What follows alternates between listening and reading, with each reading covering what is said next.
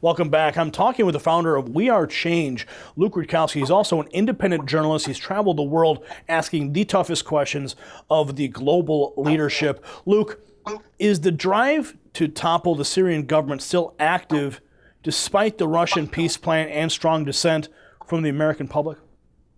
I think it is still active in many different forms and many different ways, whether it's supporting rebels or doing other covert actions. There's still a lot of things we don't know about. But the plan with the U.S. government toppling Syria is still there. Now, there may not be any strikes, coming up soon, but the options are still on the table. Anything could happen. The situation is very unpredictable. Luckily, it's been paused, but you never know what could happen at any time and moment. The rebels are still being armed by our forces. So it'll be interesting to see how things will transfold. You never know. These things are very unpredictable, and we'll see how they play out. Now, how do you think that what was recently recorded of the CEO of Shell Oil, he stated that the world needs Iran's supply of crude oil. How do you think that Iran's possession of the fourth largest supply of petroleum affects the United States government's decision-making process in wanting regime change there?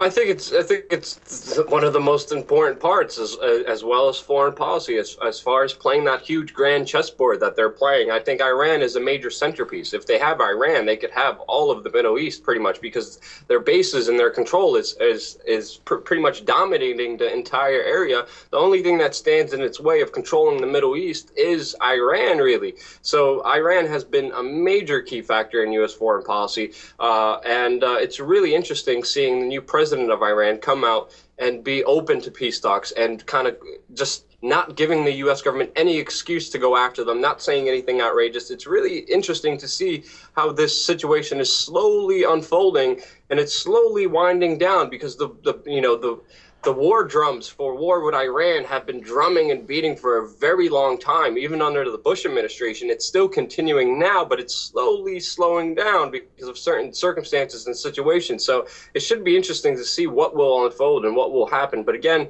we're getting into speculation. Luke, in light of all this news, how do you think the independent media is doing versus the corporate media, the CNN, the NBCs, the Fox News? How do you think that the independent coverage is comparing to that? I think independent media is slowly growing to be a really potential force of really just informing the people and empowering the people, because knowledge is power. And the more we know, the more decentralized it is, the more successful humanity and people will be. And right now we see pretty much everything that's on Reddit, you see on the mainstream media. You see the mainstream media slowly succumbing to what other people are talking about, and including a lot of other people in the dialogue. And then you see a rise of independent media that are slowly becoming more popular, that are slowly becoming more prominent, and slowly becoming more what's the word? They're becoming totally just blanked out, but they're becoming dependable. We're slowly coming into the phase where we are more reliable than the mainstream media, because we have it up in the matter of moments and seconds. There are no corporate sponsors. There are no government ties. It's a difficult fight. I don't think we are there where we should be, but we are slowly getting there. We're seeing a huge transition where almost virtually every single news thing that breaks happens online first. Not on MSNBC, not on CNN, not on Fox News. It's happening because of alternative media. It's happening because of citizen journalists. It's happening because people are realizing the true power they have within themselves to pick up a camera and show the world the truth. And now, Luke, it's within all of us to do that. Six major media companies control what 90% of the world sees. What role is that playing in the rise of independent media? Of course it's playing a huge role, because they're consolidating their power. They're working with government officials and corporate officials that benefit themselves. They're not in the interest of asking hard questions and holding government officials accountable, because if they do, not only do they lose their sponsorships, their government ties, but they lose their access to this politician. When in the other hands, you have people like me who hide in lobbies from Secret Service agents with my camera gear on and have me looking around for different people walking by. And then I see people like Pierce Morgan and Wesley Clark and other individuals walk by, and I go at them. I don't care about rapport. I don't care about kissing someone's butt. But sadly, what the mainstream media has been doing right now is kissing the butts of every elitist, of every politician, of every potential influential person. Why? Because they want that access. It's a betrayal of the American people, and it's happening more and more. They are selling out just for viewership, just for access.